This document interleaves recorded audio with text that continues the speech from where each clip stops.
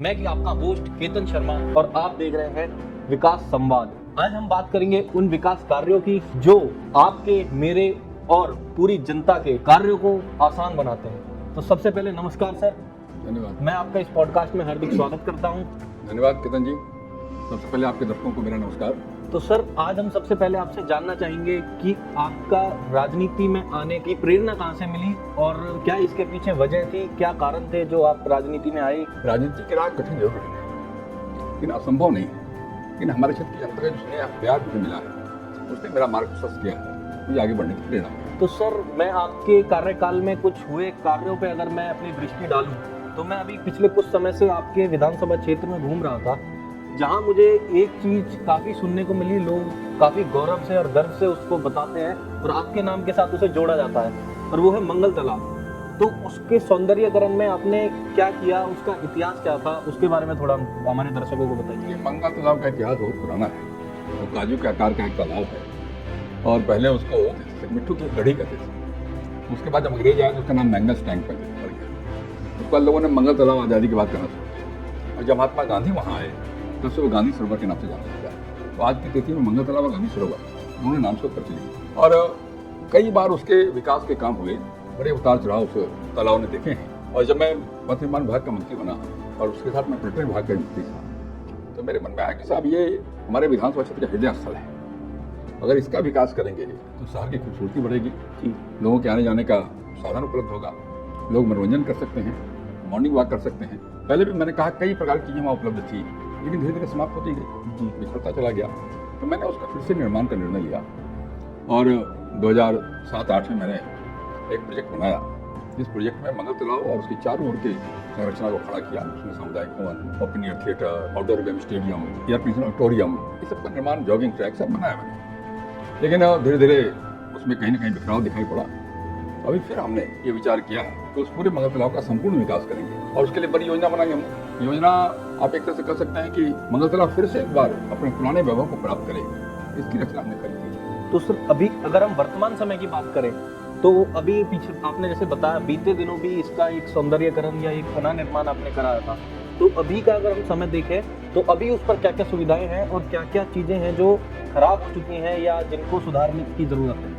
देखिए, अभी भी वहाँ जॉगिंग ट्रैक के लिए, पैदल घूमने के लिए स्थान है वहाँ, क्या क्या, लेकिन वो जगह जगह उसके टाइल्स उखड़ गए हैं। चारों ओर उसकी सड़कें हैं। तो नमामि गंगे प्रोजेक्ट के तहत सड़कें खोदी गई, उसमें अंडरग्राउंड पाइपलाइन बिछाया गया, तो सड़कें ऊपर खाबर बनाई है।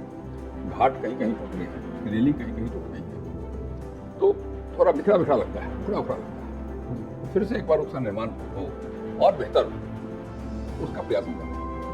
तो सर, आपने जब इसका पुनर्निर्माण किया था, अभी बीते दिनों जो हुआ था, उसमें सरकार का क्या क्या खर्च हुआ था, एक बार जनता को बताना चाहेंगे? मैंने उस समय तो बहुत कम रुपए का स्कीम था हमारा, 10 करोड़ रुपए का टोल था।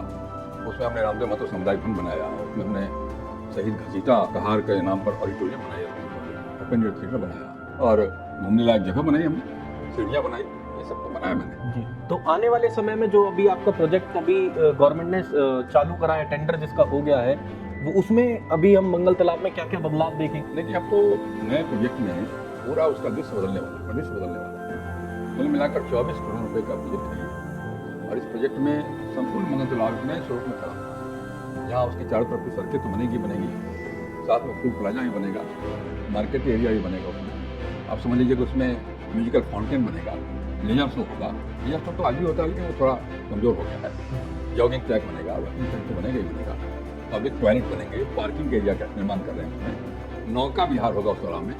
हमने ओपन जिम का इंतजाम किया है, साथ ही बच्चों के लिए एक खेल का स्थान तय किया है, योगा प्लेटफॉर्म उसमें तय किया है, कई प्रकार की चीज़ें डेवलप की है हमने।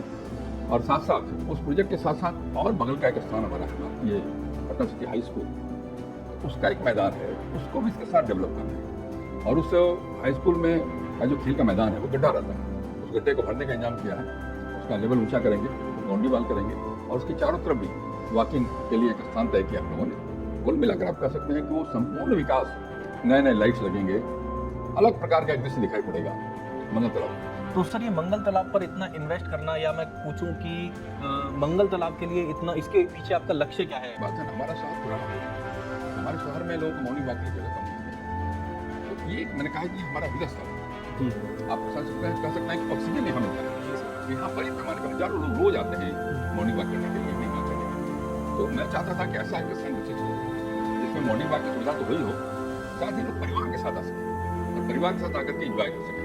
जैसे टोयला का इंतजाम किया, मार्केट मीडिया का इंतजाम किया, नौका विहार का इंतजाम किया, ताकि पूरा परिवार अपनी छुट्टियां बिता सके मनोरंजन के साथ।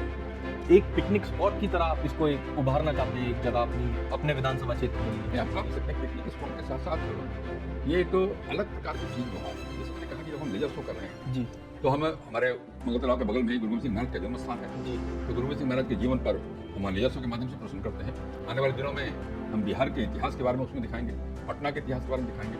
तो ये केवल मनोरंजन का केंद्र तो बनेगा ही बनेगा, पिकनिक स्पॉट ही बनेगा, लेकिन साथ साथ लेजर शो के माध्यम से हमारे ऐतिहासिक धरोहरों की जानकारी भी लोगों को हमने उसमें सीढ़ियाँ बनाई, घाट बनाए हैं, सीढ़ियाँ बनाएंगे, उसके बाउंड्री वाल कोशिश करेंगे। तो संपूर्ण व्यवस्था इस बार करने का तय किया। बहुत सुंदर सर। सर मैं जानना चाहूँगा, इतनी बड़ी परियोजना के लिए तो इसमें तो बजट भी काफ़ी जाएगा, तो बजट कितना है सर? ये 2 विभागों को हमने इसमें शामिल किया है।